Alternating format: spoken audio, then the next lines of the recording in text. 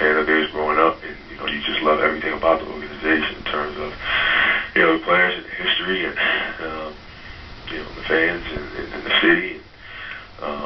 To go through something like this is extremely difficult. Finding out about the Shaq situation, and them promising me one thing in terms of wanting to rebuild right now, and telling Phil Jackson another thing, and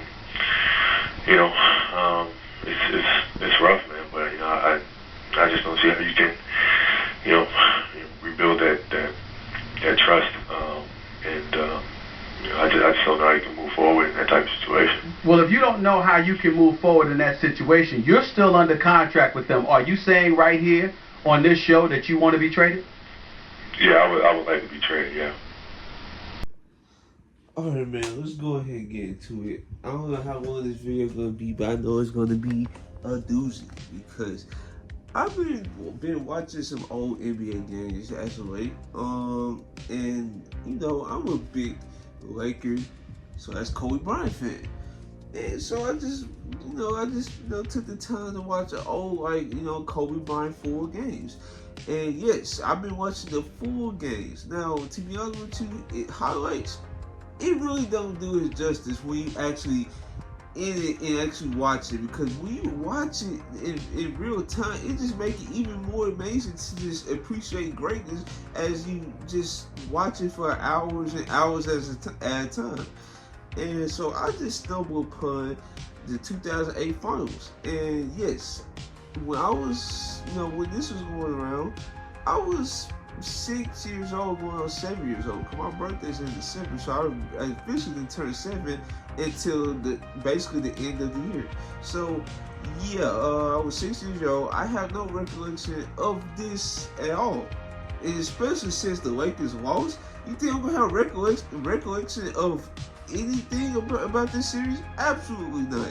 The only thing I remember about the Celtics-Lakers rivalry was 2010. That's I was actually watching that one, because that was like building toward like the Lakers' revenge, Kobe Bryant revenge, especially if Kobe Bryant loses. How would this affect his legacy with Paul Pierce, KG Brown? Would they get their second ring against the Lakers at that? There's a bunch of stuff like just riding that game. I might talk about that game later at a different time, but I just want to talk about the 2008 finals. So before we get into it, let's start with the Lakers. Now, the Lakers, they was going into a season where this was Kobe Bryant, third or fourth season without Shaquille O'Neal.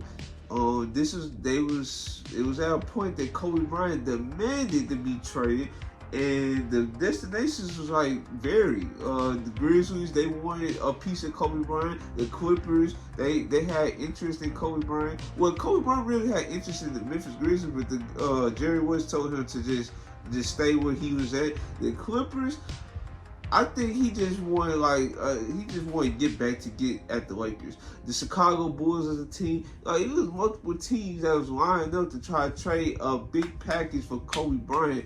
And to be honest with you, if the Lakers really wanted to, they could have got some major pieces in return for Kobe Bryant. But they told Kobe Bryant to listen, settle down. We got a good team in place. We just gotta have another development year of Andrew Bynum. We still got Lamar Odom.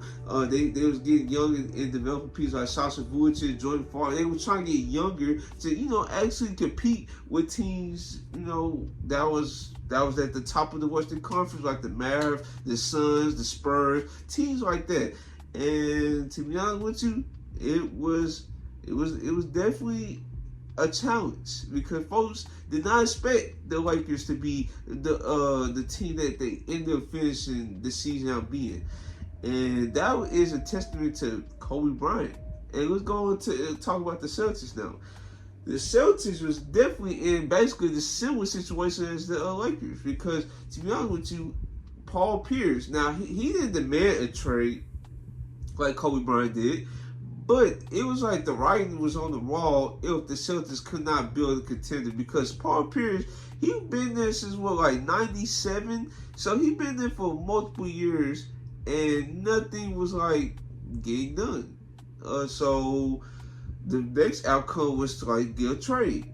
To be honest with you, Paul Pierce in another jersey at that time, I probably cannot picture it, but it was definitely a real possibility. Now, Kobe Bryant and Paul Pierce, like, when I was watching the 2008 finals, I was also listening to Mike Brady because he always was bringing up that Kobe Bryant and Paul Pierce was always discussing, possibly who was going to get traded first. And matter of fact, here's the clip right here. While Lamar Odom shooting a foul shot, Pierce and Bryant getting into it verbally. Two guys ready to raise the stakes. They played a lot in the offseason for pickleball here in the summer in L.A. They talked about who might get traded. Jack in those games. So, after all of that transpired, the Celtics went to work. So, first trade they did was the Ray Allen trade. So they did that on June 28, 2007. They got him from the Super Sons. Then this was the mega deal right here, July 30th, 2007. They decided to go talk to Minnesota and got KG. Now, originally, Kevin Garnett, we all know about his trade, the teams he wanted to go to was the Suns and the Lakers. Now, unfortunately, he really wanted to team up with Kobe Bryant, but Kobe Bryant, he was over in China because, he's a big name in China, Nike and stuff like that. He really couldn't get back to Kevin Garnett, so that deal just ended up not transpiring. And then since Kevin McHale, who's like the active GM over there, and he's a former Celtic, he decided to convince Kevin Garnett that this would be the right move to do, was to trade you to the Celtics, and boom, that's how the big three ended up teaming up. Now, once Kevin Garnett got there, this defense turned around tremendously because this team was like one of the worst in the league in defense. And then when Kevin Garnett got there, they was the best defense in the league. And then how we look at them today, they were the greatest defense of all time. So, yes, the Celtics definitely benefited from both trades, right? They was playing at tremendous pace all year long. They ended up being a 66-win team. And now we're going to go back to the Lakers. Now, from the Lakers' perspective, they was at a 29. They won 29 games before they was able to land Paul Gasol. Now, the reason why they had to trade for Paul Gasol was because Andrew Bynum ended up getting hurt. Now, to be honest with you, the Lakers, they knew this is gonna be like a slow development with Andrew Bynum, but they also knew that this injury bug could actually happen any moment because he's actually injured his last year of high school, and then he's just trying to get that knee right all throughout his career. And it just came to a point where it was like a broken kneecap or something like that. And so he was going to be out for the season. So they was in desperate need of a big man. They called Memphis to get Paul Gasol. And then the trade ended up being Paul Gasol for Marc Gasol, which is a crazy sequence of events. But yeah, they ended up was 29-16. And then when Paul Gasol got there, they was 22-5 to finish out the season. Now, the playoffs, you all know the Western Conference playoffs is dominant throughout. Throughout the 2000s, it's like, if you wasn't close or at 50 wins, you're not going to make the playoffs. 44 wins, not going to get it done. If you a 41-41 team, you can forget about it. If you wasn't close to 50 wins in the 2000s, you just wasn't going to make it. You just wasn't.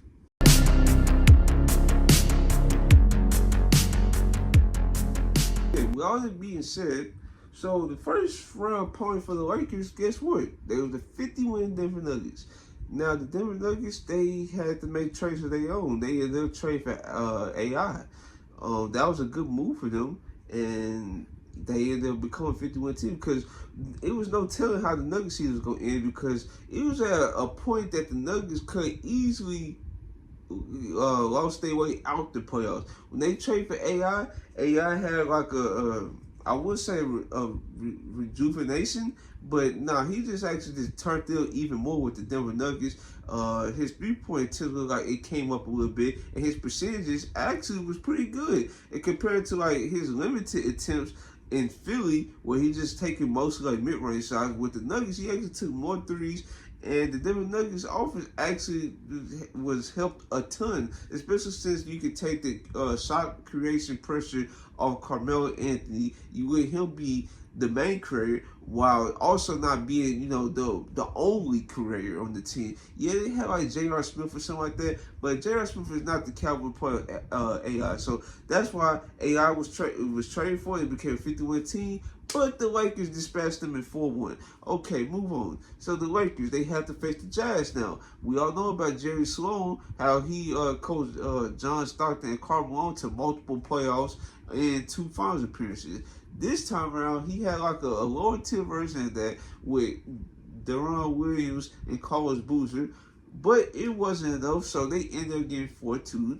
Okay, so we got them out the way. Now we go against the Spurs. The Spurs, they was a great team. They just came off a finals win in 07 versus the Cavs. They also won in 05. So this team was coming out 2 chips out of 3 years. This team was ready to try to go to the finals once again. But the Lakers ended up getting them out the way in 6 games as well. So let's go on to the Celtics side of things.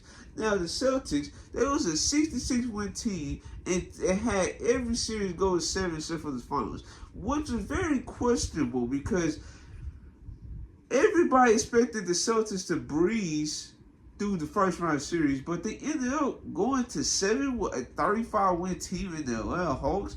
First, though, yes, no disrespect to Atlanta Hawks, but there was a 35-win team. Like, it was no reason that the Celtics was in a dogfight with the Hawks because they had the bare talent. Like, yeah, they had Josh Smith. Yeah, they had Joe Johnson and them boys. But let's be honest, that wasn't enough for a Rajon Rondo, Ray Allen, Paul Pierce, Kevin Garnett. You can say Kendrick Perkins, but you know how I feel about them. They had like Sam Cassell, they had like Eddie House, they had James Posey. No reason they went to 7 with them, okay? So we're going to the next series. Now, this is understandable why they went to the 7 games, because they have to face LeBron James. Mind you, LeBron James and the Cavs, they came off a finals appearance last year against the when they lost to the Spurs, unfortunately. But that was young LeBron, and they was supposed to do more. But the Cavaliers really marginally improved, or didn't improve at all. So it was basically like LeBron James trying, carry low once again. So LeBron James, he actually was fighting his tail off. It was like it came to a point in Game 7 where LeBron James had to score 41 points, but it still wasn't enough because Paul Pierce matched his 40 with his own 40. So, and then, like I said, the defense and stuff like that, it's like it was too much for the Cavs to overcome. So that's why they got them out the way to 7. And now the Pistons, now is the reason why this is another reason why they went to 7, because the Pistons, they came off multiple conference finals trips. They went to the conference finals 04, 05, 06, 07. Like, they was making to conference finals almost every year, even without Larry Brown. They had like Flip Saunders in the head coaching spot, and they were still making conference finals because of how talented the roster still is. Even then, when they lost Ben Wallace, they were still making it to conference finals, which is still impressive to me. And Chauncey Billups and the boys, Chauncey Billups, Rasheed Wallace, Rip Hamilton. I think they had around this time they had like Antonio McDyess or something like that. They gave the Celtics a run for their money, but the Celtics' talent just was too much. Now we in the finals between the Lakers and the Celtics, and the Lakers is actually favored to win this series. Now, that's probably more to the reason why how like Kobe Bryant was so great, and how him and Paul Gasol, that pairing was so good, and how the play styles and triangle offense basically like suited one another, right? Compared to the Celtics that likes to do the grind out style, they got taken to 7 to multiple teams in this playoff run. So that's why folks were kind of skeptical of the Celtics, and even though they was one of the greatest defenses of all time. And then let's go ahead and break down like each game. So game 1, the Celtics was like, it wasn't like they was too much, but it was like they edged them out in the end. Okay, game 2, this was like the Celtics being way too much for the Lakers, way too much. because they was blowing them out for like 20 for most of this game. They like Leon Poe get 21 points, which is very wild. Rajon Rondo had like 16 assists. Kevin Garnett, he looked like he was bricking shots in the mid-range area all game this game. And it was just like, what? Like, how did this happen if Kevin Garnett is struggling like this? So, yeah, they got beat in game 2, but the Lakers ended up coming back to make it a close game, but like that deficit was too much to overcome. Okay, so we go with game 3. This was the game that the Lakers was supposed to like dominate. They did not dominate. Yes, Kobe Bryant did have 30 points this game, but it was definitely a hard 30 points to get. Okay, so we go on. Well, actually, I think he had like 36 that game. He had 36 that game. Okay, so we go into game 4. This was supposed to be the time they were supposed to tie the series up. Okay, the Lakers, they came out balling. They was up 24 in the first half, 24 points, and this the game that still gets talked about still to this day. They was up 24 at half. Well, not at half, but then the first half. And the Lakers proceed to blow the game. In a game that started great for LA, the Celtics turn in one of the great comebacks in NBA playoff history. Down 24 in the second quarter, down 20 in the third. They come back and win game 4. So just imagine if I remembered that series. Let's say if I would remember watching that live. You know how upset I would be watching that series as a young kid, trying to find his way and stuff like that, becoming like a fan of the NBA.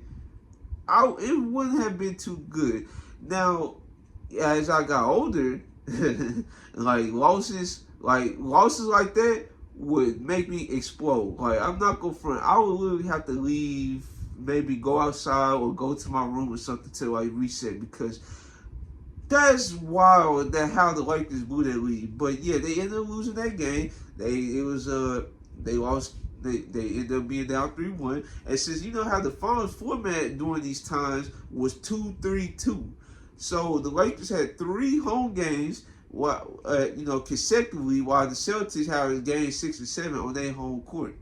So the Lakers, they ended up winning game 5, but this game was not like dominant either. Like, they started out hot and the Celtics came back once again. So you can just tell that the Celtics were just a better team compared to the Lakers, because the Lakers, they didn't have no wing depth. Now, Vladimir Radmanovic, he could shoot, couldn't guard Paul Pierce. Trevor Reed, he just came back from a broken foot. He wasn't too much effective. Luke Walton was like what they would call like a ball mover or something like that. Like, I forgot the term for it, but he was like a ball mover. The ball would not stick in his hands for a long period of time, and he couldn't guard Paul Pierce. Ryan Tudor was the backup big man. That wasn't gonna be good enough. Chris Mill, he played one game, or no, not even one game. He played like a sparingly minutes. It just wasn't too much. It was too much for him. It was like the Lakers' front court presence was just mainly predicated on Lamar Odom and Paul Gasol. Lamar Odom, he started out pretty mid, and he tried to pick up, as the series went along. But yeah, it was just not enough. So that's why in game 6, the Celtics just got the Lakers completely out the way, blew them out. Ray Allen went crazy. Paul Pierce won Finals MVP. We saw Kevin Garnett give that anything's possible speech. Anything's possible. Anything's possible. And that's where we end our journey. Now, Kobe Bryant, after this, he went on to play the Olympics, because, back in 2004, we ended up losing pretty bad. I think we got like the bronze medal or something like that. And so Kobe Bryant, he decided to make a call. They was trained multiple years in 05, 06. I think he played in 07 in like the FIBA, which we call it. In 08 was the whole Redeem team with LeBron, Carmelo, Darren Williams, Dwight Howard, and those boys. They ended up taking home gold. I believe nobody on the Celtics, man. I think Rajon Rondo, he tried out, but he didn't make it, unfortunately. So, yeah, that's where we at, because I think Chris Paul ended up getting that guard spot. It was Chris Paul and Darren Williams, because it was the top guards of the league at the time. But yeah, that's how I'm gonna end this video. I just love to do videos like this, to do a throwback in history and stuff like that. Especially since during summertime, really nothing's on. Yeah, the WNBA. I watched that on and off. And then since this year they ain't playing the Olympics, it's really no games on no more. So that's that. Yes, I'm watching the Olympics, but those games are it's only one game to watch if you're not watching both the men's and the women. And yeah, I just been chilling. So I said, why not pop on 08 Finals? So yeah, hopefully you guys like this video. Like, comment, subscribe for more. And this is your boy Terrell, and I'm out.